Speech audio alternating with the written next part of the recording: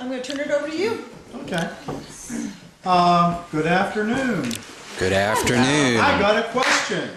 Why would I be interested in cooking? Because you like to eat. Would you like to eat? No. Because it's Why warm. else? I love to eat. Well, I mean cooking over a fire and this stuff. No answer. I know. Okay, we'll end it. Yes. Does it have to do with cast iron? That's right, because I collect. You love cast iron. And if you collect cast iron, you pick up a little pot like say this one, and if you hold it up to your ear, it says, "Excuse me." You can't hear the ocean? What you see here, what I'm trying to do, I'm told by Karen, is to give you an idea of what material culture you should use. What should you be aiming for? I am not an iron Nazi. If you have a 20th century Dutch oven, I'm going to grit my teeth, but you're doing something, you're using it. If you can get rid of it. Y'all were in the slave cabin. Did you see that Dutch oven she had hanging over the fire? My gosh, I don't know. My wife, she's in the hospital, she was saying, I'd give $1 million for an ice cube right now. I said, tell them it's Turkish, not American. But I would almost I'd give more than $1 million Turkish for one of those. That is a great piece of iron. Oh, I thought you were going to say the opposite. No. You saw a lot of 20th century cast iron. I don't know if there's a piece of chalk here or not. Yeah, look in the podium in the ceramic cup. Good. And you see something like this. And here's the pot. You see something like that, and the little hanger goes through there. That is 20th century. That, to the 18th century, that is an abomination. But anyway, to start going through this stuff, because time is limited. This particular pot is not iron. This is what they call bell metal. Bell metal. And if you look at how the legs are splayed out, how high they are, this is probably either 17th century, 1600s, maybe early 1700s, 18th century. When you see something like that with legs like that, that's early. Why? Because with those long legs, that's made for cooking in a fire pit where ashes are going to build up. You're going to have to take out the ashes. You're going to be lucky to have coals. But that is very early. That's obviously way ahead of our period. Excuse me, Yes. I had never seen a pot like that, and I looked at it a while ago. I was thinking it was for milk, and what would you cook in a pot like that? Sauce. Something that you were just going to add a little bit of flavor to something. Oh, okay. I know it was sold as some kind of a metallurgical thing, but it's not. Now that and this in the 18th century, they would have called these a skillet. Wow. Believe it or not. And this is just another little pot. I don't know if you can see on the bottom, but there's a little circle there. If you're to cast a pot, it's cast upside down. And this particular one would have a actually have a one-piece mold. Because, well, maybe a two-piece mold. You'd either have a core in here to make the inside or another mold. And then what they would do is they would have a big cone coming off that little circle. And that's where they pour the iron in. And iron, when it freezes, shrinks 1/8 of an inch to a foot. So you've got this chilling, you've got it shrinking. If this column of iron wasn't there, this pot would have a hole there or something. That column of iron has to feed this pot while it cools. That column of iron is called a sprue. And that little thing right there, collectors call it a sprue mark. Well, technically, if you're foundry, I worked in foundry for 3 years. I was in engineering. My job was quoting castings, that sort of thing. So I can pretty much read a casting and tell you how it's made. Yeah. But that little mark right there, everybody calls it a sprue, but where the iron goes into the casting is called a gate. And if you also notice, this has kind of a beaver-shaped handle on it. So let's just remember that for a while. Moving on up, this pot has some really good architecture. I do not know the age of this pot because supposedly those little round sprue marks were supposed to have gone away after 1750. Huh. Now, in 1915, the foundry I worked at made a set of boilers that took coal, and the patterns were still in the plant. In 1981, we were quoting those boilers again because of the energy crisis and selling them. Okay, take 15 from 81, what do you get? About 66 years, 65 years? Yeah. So, any of this stuff, you have time variation, somebody has a pattern. Latest book I got said sometimes the patterns, they just take a pot, cut it in half, and use it for a pattern. That would last forever. Well, if you have wood patterns and it's the most valuable thing in the shop, you're probably going to coat them with paint or something. You're not going to let the wood just wear away until it's a, you know, a miniature of what you were making. So the point is, a lot of forms weren't made for 3 years and then, okay, we'll go modern. It was what's the tradition in the area, where are you? Gee, my grandfather started the foundry, he's always made it like this. And that goes for about anything back then. Okay, this pot is a very good pot. This style is 17th century. This goes along with this. I probably should have switched these. It's all right. It's all right. There we go. If you notice, high legs, made for cooking in a fire pit. When you get to this type of thing, shorter legs, made for cooking where? Hearth. Stone hearth, brick hearth. I'm going to drag out the coals, put them under it. I think that's early, middle, let's call it middle 18th century, 1750, 1740, 1777, because we always made them this way. Okay, this is a kettle, probably called a tea kettle. Notice the spout. That is called a gooseneck. To me, that is a thing of beauty. This round pot is the type of tea kettles they were using 1775. So, for all I know, this might have been there. If we move on, this next one is what we call a hearth oven. And take a quick look. It has what I call a beaver tail handle. You look at the bottom, has that little round sprue mark that says, oh, I was made before 1750, but take a good look at the bottom. Look at the architecture. Look at the work the guy that made the pattern put into this thing. Look at the little moldings around the legs. If that is an 18th century, it should be. Because whether you're talking tools, pliers, anything, if it's 18th century, they decorated it. 19th century, by George, we're going to sell this stuff quick and make money. 18th century was an art. And names on handles, this one says 10-inch. Some foundry's name was out there, that wouldn't bother me at all. I don't have a problem with somebody putting Lodge on a lid, because they put things on handles. Couldn't bring everything, but I have a number of things where the name's on the handle. Now I brought this one just to show you the bottom. This is not one that I use, too small. I can't get my pie dish in here. I got a big pie dish. Again, you're cooking with that. You're going to put a 30-year coals underneath, 2 30-year coals on top, bake for 45 minutes.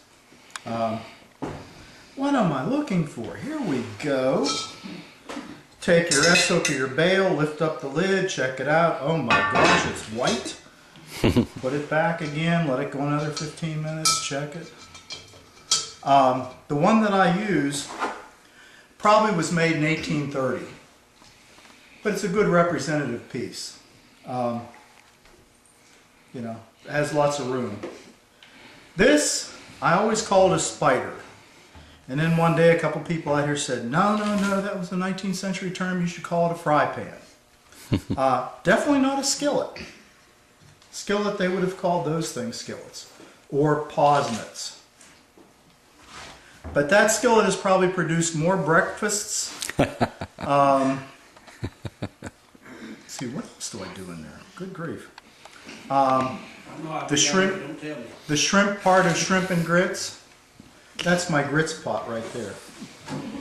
Put in 6 cups of water, cup and a half of grits, and pretty soon you have enough grits to put shrimp on to feed 10 people, 15 people. This is just using the coals to fry something. It's not period, but normally what I do is fry up onions, pepper, sausage.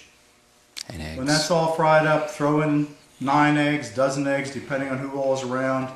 Do that all up, that's breakfast. If you look, you can see some little golden things in there. That's some of the grass from Camden. This is probably about the biggest pausnit I have. And both this fry pan and this pausnit, if you look on the bottom, there's a line. There's not a little round thing. Everybody say, oh, that's a gate mark. Well, yes, you're right. And the other one's a gate mark too, because that's where the iron goes in. And the sprue on that would be more like that. It would be formed with something like that, a big wedge. And when they're casting these, you have a pattern. They would pack sand all around it, and I don't want to get into how they do the legs or how they do the handle. But when they're packing it in, they would have a wedge there, pack the sand around it, hammer it down real good, pull that wedge out, and then when they take the mold off the pattern, put it on the molding floor to pour it, that's where they pour the iron. Same thing, that wedge feeds the casting while it's cooling, hit it with a hammer, breaks in the lowest place. But that is a skillet. What would I use that for? Well, what have I cooked in it? I've cooked soup. Good pot for cooking soup. Don't have a lid, so I put a pewter plate on it if I have to. The other thing I've done in that is to fill it full of rape oil. Everybody knows what rape oil is, don't you? No. I'll bet most of you have it in your kitchen. Oh, Canola oil. So I fill it full of rapeseed oil. Throw in crab cakes, crab balls. Cook them in that. Yeah, well, I mean that might not be, that may not be period. But sometimes. Children's Day on the Farm, Bob's doing the shrimp and grits.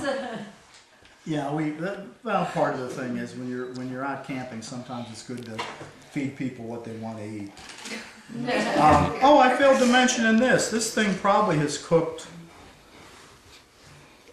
probably over a dozen goes of sausage and apple out of Kay's book.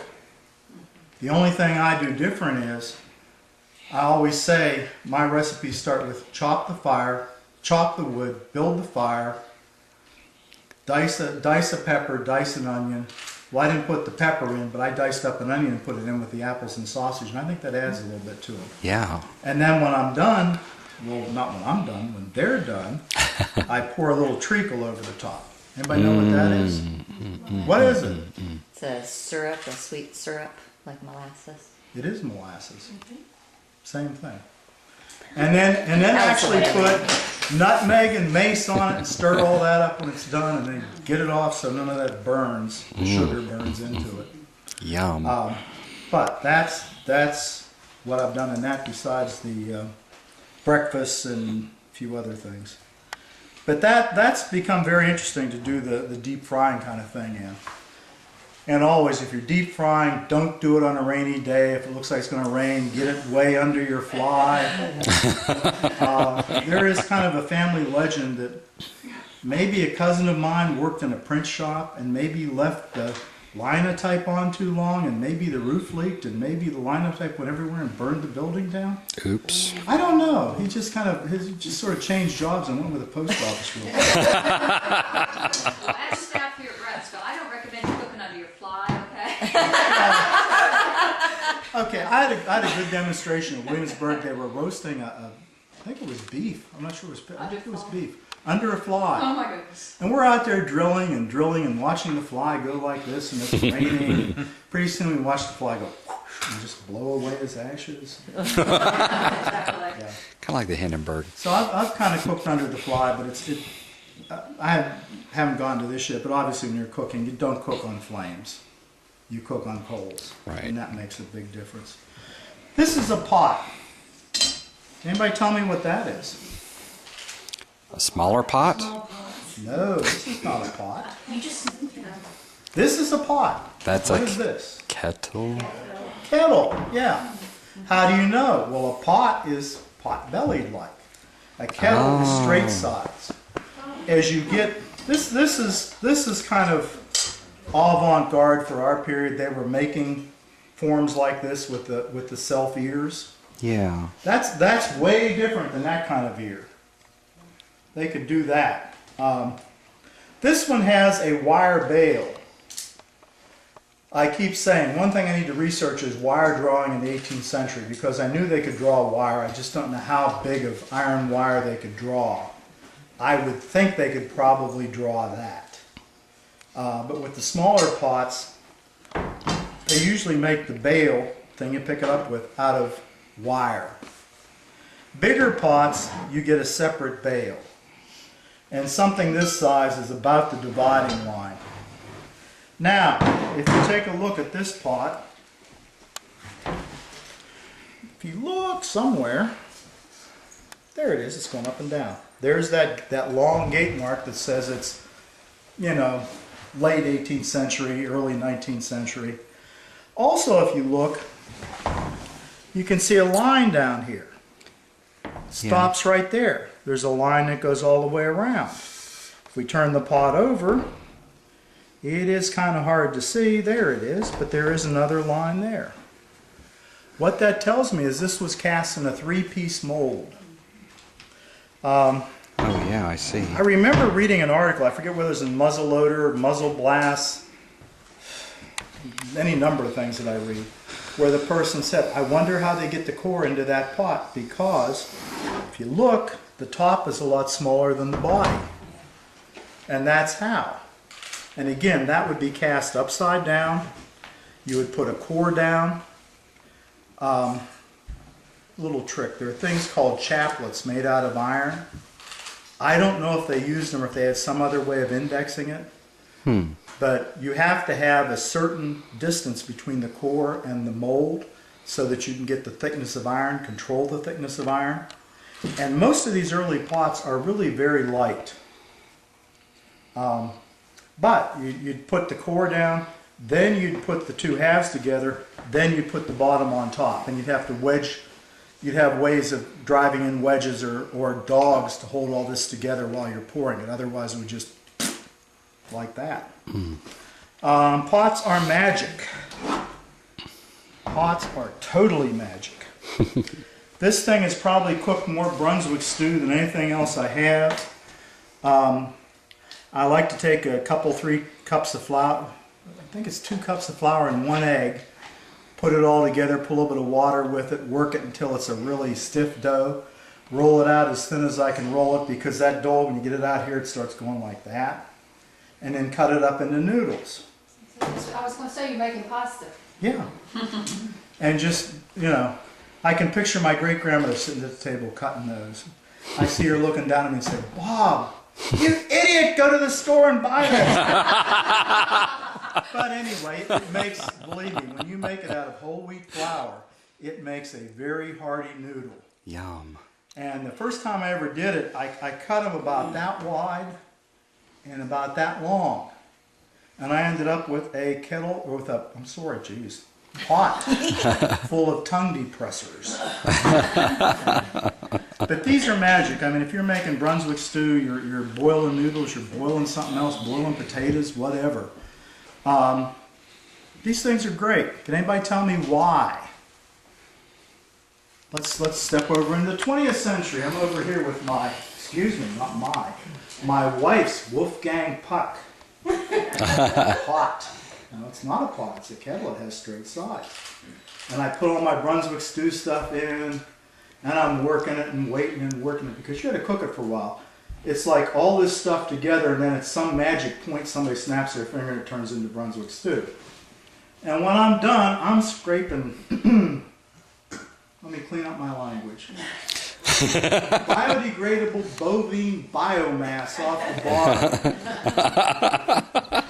And I couldn't understand why. Who can tell me why?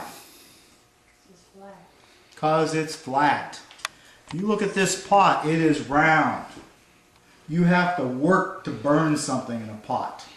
If you have any liquid in there at all, heat rises, cold sinks, heat rises, cold sinks. It's magic. Unbelievable. There's a reason why I don't cook. I always end up with something in there. I suppose that a little bit of it sticks. And actually, if you looked, you'd see where I missed scraping a couple things. To cover this, I have this most beautiful little lid that's about this big around. On top it says 12 inches. Yeah. Anybody have an idea what it was? What it is? Okay. Somebody had a 12-inch ash lid with the rims on it. I don't know if they broke it or what, but they obviously needed an 8 or 9-inch lid for something. So they took a chisel and they cut that thing around and made it into a little lid. And I think it's the coolest thing, but it's sitting as you go in my room in the mud room to my room, and it ain't here.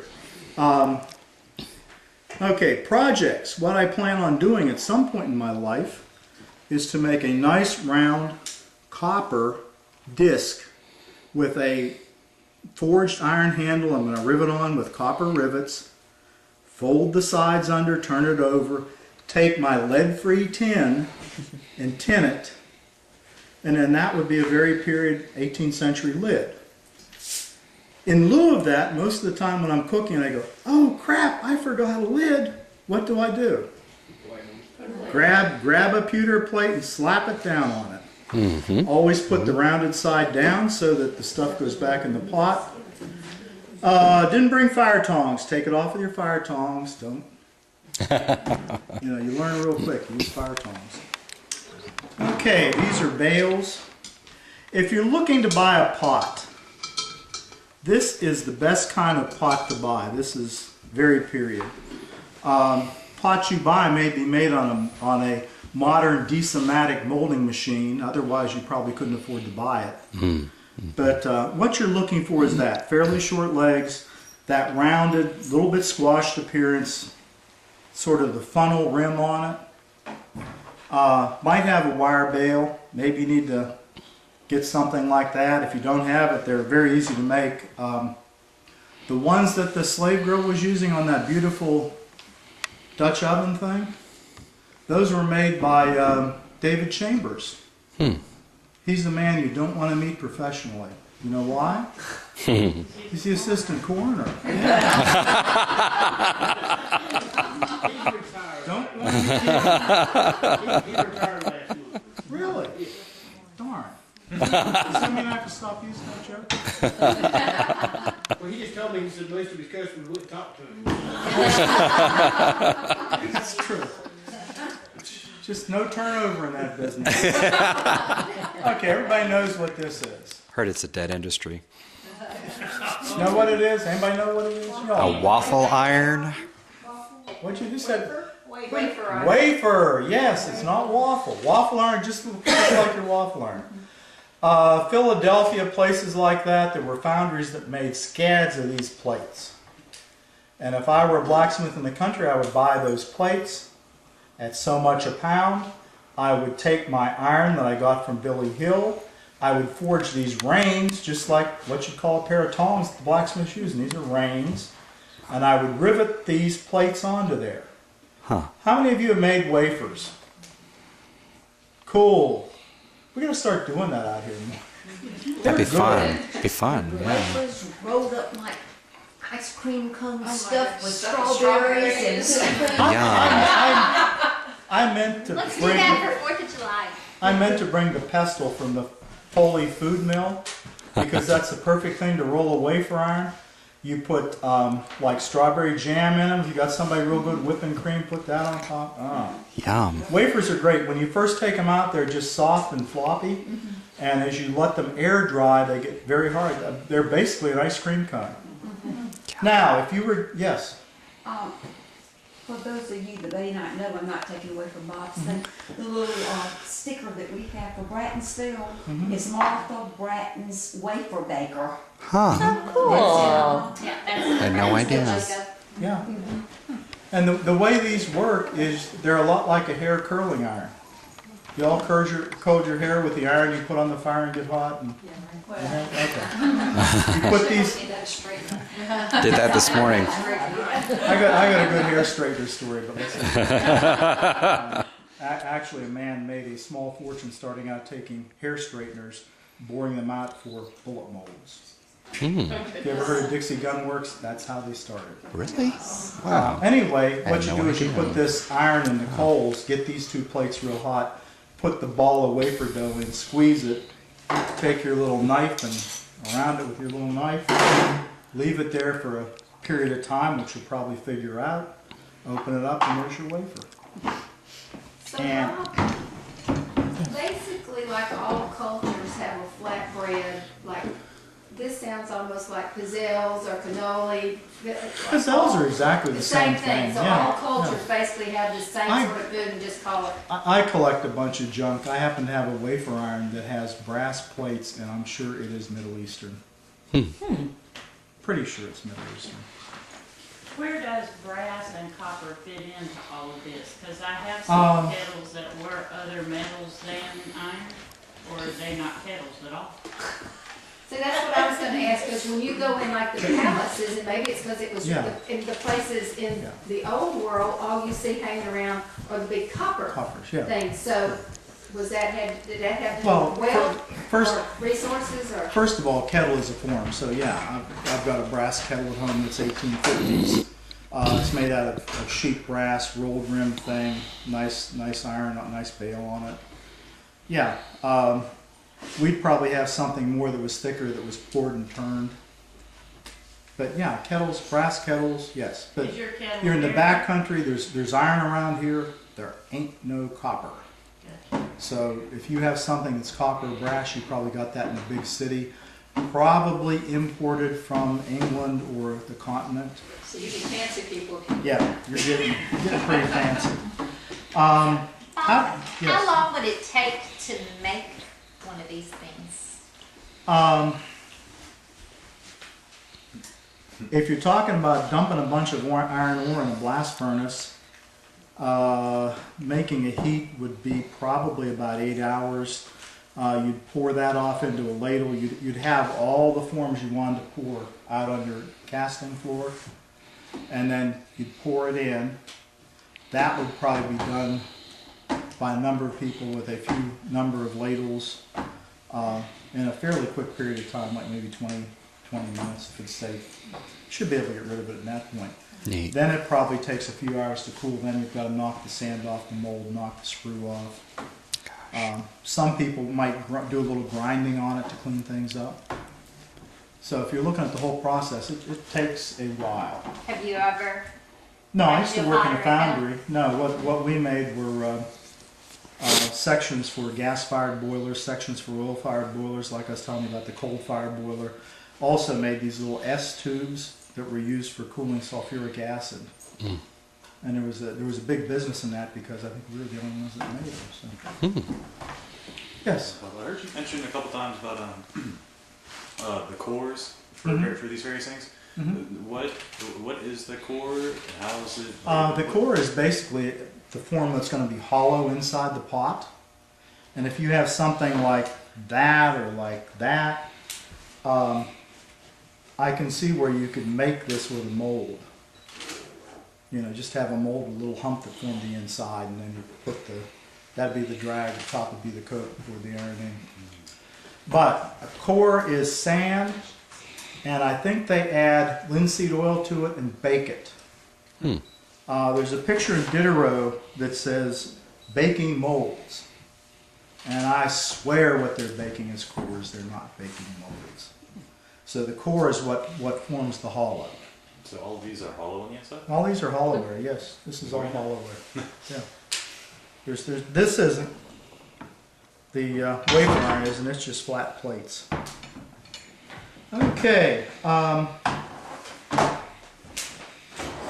Trekking. This stuff is not old. This is actually called a French trade kettle.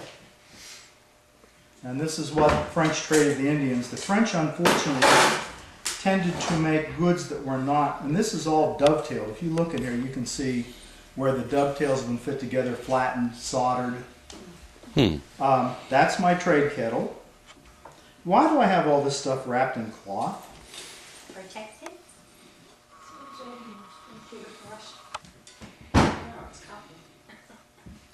Okay, I'm Because it walking. gets everything else dirty. I'm walking from here to Camden, and there's a couple, I don't know what, Shawnee, they're down here doing something. They hear me going, Cha-ching, cha-ching, cha-ching, cha-ching. Yeah. This is just called a copper boiler. You were asking about copper. This would have come from a tinsmith or whatever in the city. And I usually use this for boiling chocolate. Believe it or not, a kettle that size, you can probably feed 4 people out of it. Yeah. And then inside that is a cup, which magically is ceramic. Wow. Any of you drank hot chocolate out of a tin cup?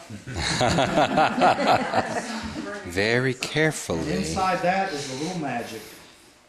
Oh, Salt. it's like a Russian That's Cupid if doll. I were going trekking, i.e. going out walking through the woods and expecting to put down a blanket and stay overnight, this is what I would be carrying. Oops, did it backwards. Let's see. Anybody like sugar? Nah. Nah, I love sugar. Sugar just doesn't like me. Amen. It likes me, it stays on me. Unfortunately, it just raises my A1C and all that happy stuff. Yeah. Everybody know what those are? Sugar nippers. Sugar nippers, okay. You got sugar nippers. What else do you need? Tooth extraction. Sugar. You call me sugar. Damn, the man who states the obvious wins. Okay, what else besides nippers and sugar? And probably most of your sugar is going to be muscovado sugar unless you're living in a big house. It's going to have a little molasses in it, a little kind of brown. What else do you need? Oh, come on. No answer. I mean, I think you know. Snips roots too. Corey? Yeah, I got chunks of sugar. I want to make nice Mortar sugar and for pestle. my sugar. I want to say sugar caster. Thank you. Okay. Need to have a mortar and pestle. They're good for spices, sugar, all kinds of things. This is a fairly good 18th century style. You run into a lot of cast iron mortar and pestles that are kind of an urn shape with a foot. Those are more 19th century style.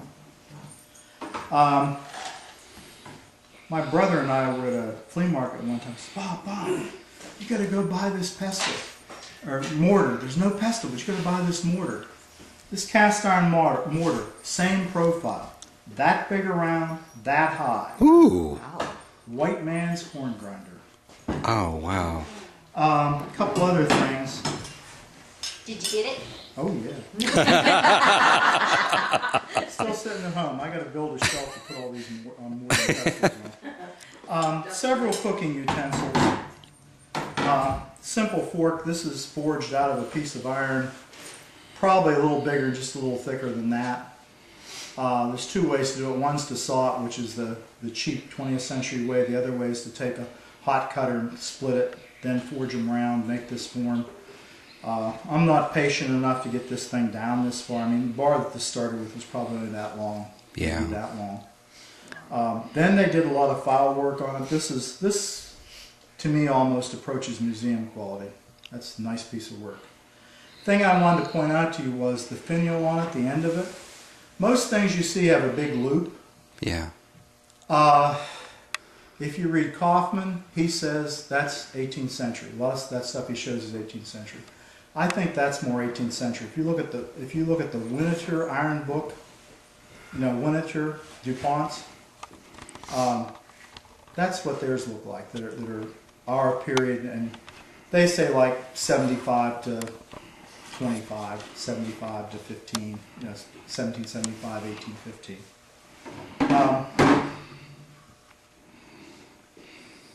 I guess there really weren't any spatulas back then. I've heard these things. Well, if this were that long, it'd definitely be called a scraper. I've heard these things also called turners. I don't know that they were using the term spatula. I'm not sure. Again, maybe if you went to Yonkers, New York or something, they're called spatulas. If you go to Camden, they're called turners. I don't know. And this is what they call a strainer. First time I ever saw one, I thought, that is the stupidest thing I've ever seen. Who would want to make a ladle with holes in it? Darn, I didn't bring a ladle with me, but a ladle's the same thing. Then you cook something like noodles, and you don't have a colander. That works. Let's get basic. Geez, 40 cents. Let's put it on both sides. Wow. That is a fairly period knife and fork set. The fork was used to hold something while you cut it. You would also probably eat it with your knife, not your fork. About our time, they were starting to get fancy and putting 3 tines on the forks. But the main thing is that sort of bolster shape, that bolster profile. This is the last fork I bought. I am fairly certain that's 17th century. Yeah. If you look at it, this looks like maybe it come out like a pistol grip handle, and somebody was trying to modernize it a little bit. Also, this is a real spoon. Don't eat off this spoon, at least for long periods of time. Don't take your vinegar 3 times a day with this spoon. Thing about this spoon is, that's a fairly period, French and Indian War, our period finial on the spoon handle. And I believe they called that a triffid. I always thought it was trifold, but I think they say triffid, T-R-I-F-I-D, I believe. Normally they call them a rat tail spoon. See why? And these you'd buy from your cutlery. You'd buy a set of a knife and fork, but you wouldn't get a spoon. You get the spoon from Silversmith, Pewterer, yes. And there is an old mold that makes that type of spoon. I don't think it would make one quite that big, but it's pretty close. And they're just put in there, clamped together. This one has been bent a little bit, and if I were going to do it, I'd put 2 clamps on it. But I think that would cast a spoon very close to that. Oh, speaking of spoons, anybody know what that is? It's a spoon. It's a soup spoon? Okay, they call it a seal spoon. I don't know if anybody ever put a seal on that end, but it looks like a seal. And that's definitely 17th century. I don't know if it goes back to the English. When were the English Civil Wars? 1500s or 1600s? I forget. I don't know. But that's a very early style.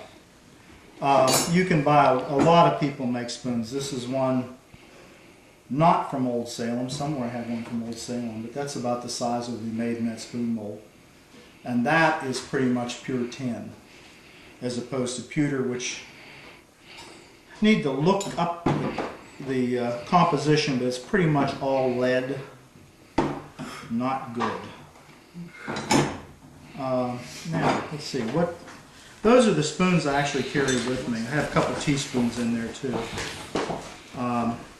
Yes, there is my Old Salem spoon, which I think they quit making because they found it's hard to keep lead out of tin.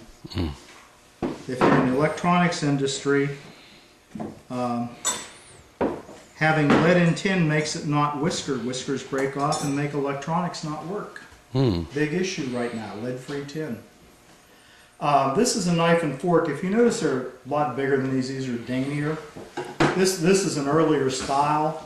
2-tine fork, again, eat off the knife, use the fork to hold what you're cutting. Grab a hold of your big old spoon and just dish right in, I guess. Anybody ever see one of those? Bone marrow. What is, who? Bone marrow. Bone marrow spoon, yes. I don't like to eat bone marrow, it makes me sick. But I have historical precedence for that because a fellow who was out hunting, I think with Boone, they roasted, I don't know how many buffalo they shot, they roasted all the femurs, and I think he ate something like 20 bones of marrow. Oh, gosh. Went to his canoe, went to the part in the water, and spent the night. And he said, I will stop at one from now on. If you're buying utensils, that's probably what to buy. I need to polish these because they're getting a little ratty looking. But that doesn't hurt using them. But those are what you want to buy. The pistol grip handles are French and Indian War, a little bit later. But that's okay, that's not bad. I like them, plus your hand doesn't slide off the end. Are the handles bone? Those are bone, yes. And those are, yeah, some of them are horn.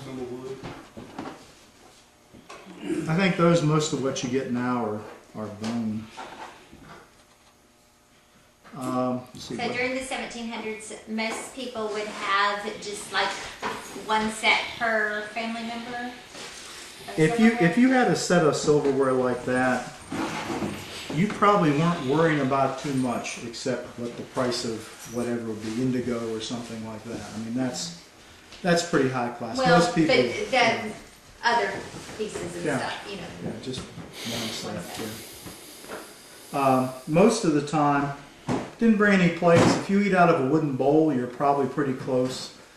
Scots Irish, I'm told by Mike Scoggins, did not like things that would break. So they like pewter, they like wood. China, not so much, but it's nice to have some China stuff. Oh, anybody know what that is? Very period corkscrew. Don't know the guy's name, 1765. Fellow was entertaining, had an artist with him. They went to drink the wine, nobody had a corkscrew. So the artist went, drew one of these on the wall, and the way this works is that just pops out, and drew one of those on the wall. You will always have a corkscrew, and dated it 1765. So Gosh. Cool. I mean, this is, if you're a gentleman, if you're a rake and a raconteur, and all, you should have one of these in your pocket. Or if you're not a gentleman. That, if you're camping, y'all need one of these. Chopper, yes. My wife one time had a bunch of pecans, and she said, they won't go through my, the little bowl with the metal thing that comes out and you turn it. They won't go through it. What'll I do? Got my bowl, got my chopper that I carry with me, and I probably chopped them quicker than she'd ever do it with that nut grinder. And it's amazing. I mean, 18th century technology, sometimes you can't beat it. And the whole reason for having that, this is a knife. It says Lockwood Brothers Sheffield. Lockwood Brothers Sheffield. This was purchased new from a dealer at the Dixon Flea Market. He had pans of them. Several different types, bunch of different brands. I wish I knew then what I know now. Now, this says Sheffield. When was this knife made? Does anybody know? Sheffield, England? No, it says Sheffield. But Sheffield, England. Well, I assume. But it doesn't say Sheffield, England. And I do not know the exact date for the law. I think it was 1896. They passed a trade law that any goods coming into this country had to have the country of manufacture on them. Huh. So this is not 20th century. But that is a good, I don't know if I'd call that a butcher knife. That's almost what I call a scalping knife. But if you look, I mean, it's just, I don't know, Bach mahogany maybe? Looks like some bad mahogany handles and 5 iron pins holding the handle on. Pretty good style. Okay, taking care of this stuff. If you get a pot and you don't know if somebody used it under their bed or not, and you want to cook in it, what I would do is I would clean it up as best I could. I would fill it full of water. I'd put it on the fire and let that water boil until it almost, boiled down about halfway. Take it off, let it cool. Do it again. Never put cold water in a hot iron pot. Remember Kay said ping, Mm-hmm. You know, well, I cracked my skillet. I said, bet it was hot and you ran into the water. Yeah, you hear a ping? Yeah. Cold water and hot iron does not mix. But then once you've done that a couple times and you've boiled it out, you're pretty sure anything that's water soluble is out of there. Anything that was really live germ or something probably would have died a long time ago. I'd be worried about the poisons. Then what you do is you get your sweet oil. What's sweet oil? Olive oil. You get your sweet oil, put it on a rag, and this one has brick dust on it for some reason. I was grinding up bricks in that. But take your olive oil, dab a little bit in there, wipe it all around. Be careful not to touch the pot because you'll burn yourself. And that will sink down into the pores and really get that thing so it works. I should actually even put olive oil inside here, but it makes it come out kind of scummy looking if people are using the water. But olive oil on the inside, olive oil on the outside, it's amazing. Blacksmithing is blacksmithing because you're using wrought iron. It's black because it's iron, but it's black because somebody, when it was hot, treated it with some organic thing like beeswax. But olive oil is much better than beeswax. Beeswax, if you get too much on, if it's hot, will run down and burn you. And you won't like that. Cooking in them, this thing boils water, that's all it does. And what I do when I am done cooking, if this knife was used to cut pork, it's going to get hot water on it, wiped off with a rag. That's it for that rag. Other utensils, hot water is an amazing thing. Believe me, you put boiling water in something and clean it out, you can use it. And iron, okay, we were joking about low sodium bacon. Go to the store and try to find bacon with no sodium in it. Nothing that says potassium nitrite or whatever. Sodium nitrite, salt. Because that will rust this iron faster than anything you'll ever see. But when you're done cooking, hot water, clean it all out. Sometimes it pays to take a turner, a spatula, a scraper, scrape out all the little stuff that's in it. Then put the hot water in it, take a rag, wipe that out, maybe a little more hot water. You don't have to worry about it. Okay, what I'm trying to do here is just show you the sort of things that you can use for a reasonable 18th century impression. If there's anything you need to purchase, Mr. Keith does not have his store up, but he still has his web page, and he sells a lot of the stuff we're talking about here. And again, like I said, you know, if you're using a large Dutch oven, I may see it and I may grimace, but at least you're using cast iron to cook and you're trying. Right. And then someday when you find something like this at Hillsville Flea Market that says Savory and Sons, which is 1830s, and it's big and it's, and I wish it was as deep as that one in the slave kitchen. That slave doesn't know what she has. You know, you can say, yippee, there's what I'm going to cook in. You know, and then you're probably going to find something better than that sometime. I got to look for one of those now. Let's say this Lodge, you can go on the Lodge website and order the cookware without the logo on it. Do not waste your time, because they will send you the one that still got Lodge on it. Yeah, that's what I was going to say. I remember you were in there just grousing. I ordered this without the. I said, don't worry about the words. You know, it says Lodge. So what? The ears say 20th century too. What's the difference? If you look at this stuff, notice the handle. I call that beaver tail. That isn't Boca Raton, but that is tail raton, rat tail. Yes. What don't they have in them? What don't those handles have in them? Holes, slots. Right. You see, if you're in the 18th century, like somebody was saying, I think it was Dawn, well, I'd normally had 3 or 4 pots sitting on my hearth. If you had 4 or 5 pots, good Lord, they're wealthy. Mm-hmm. You know, if you have pots you're not going to use and you're going to hang, guess what? You're affluent. And I don't think you find that affluence to a great deal until the 19th century, when people had the money to buy pots and they could buy cooking-ware for specific things. So I think I'm done. Anybody have any questions? Yes. Bob, I think it was the other Bob mentioned putting the soup or something back on, or maybe you did around 15 minutes. Other than I'm wondering about a timer, did they have any implements to time their cooking, or was it simply visual and taste? You could say abracadabra, abracadabra, abracadabra. No, I think they just cooked it to what the dish, what the pie, what the whatever looked like. Just kind of had a sense of. Yeah. And grew up with Because you don't have to As go kids, watch they The were Young there. and the Restless, you know.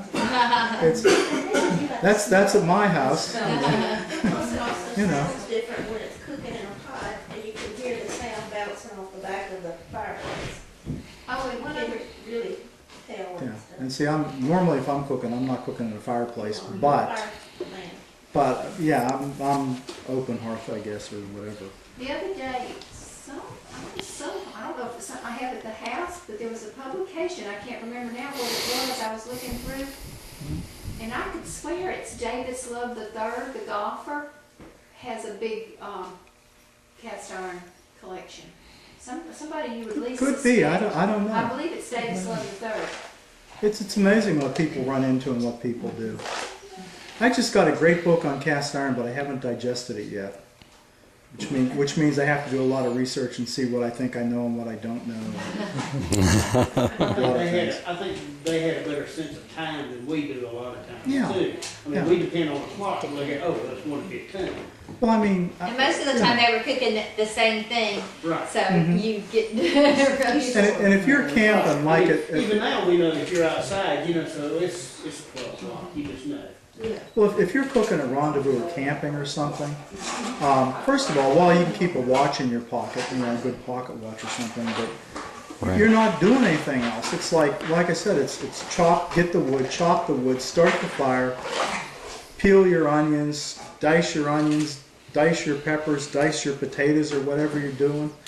You're into it. I mean, to me, breakfast is 2 hours. Right. You start at 7:30 or something, and by the time you get all the pots boiled out and everything, it's 10 o'clock. Just totally different than what it is today. Any other questions? Thank you very much. Thank you, Bob. Outstanding.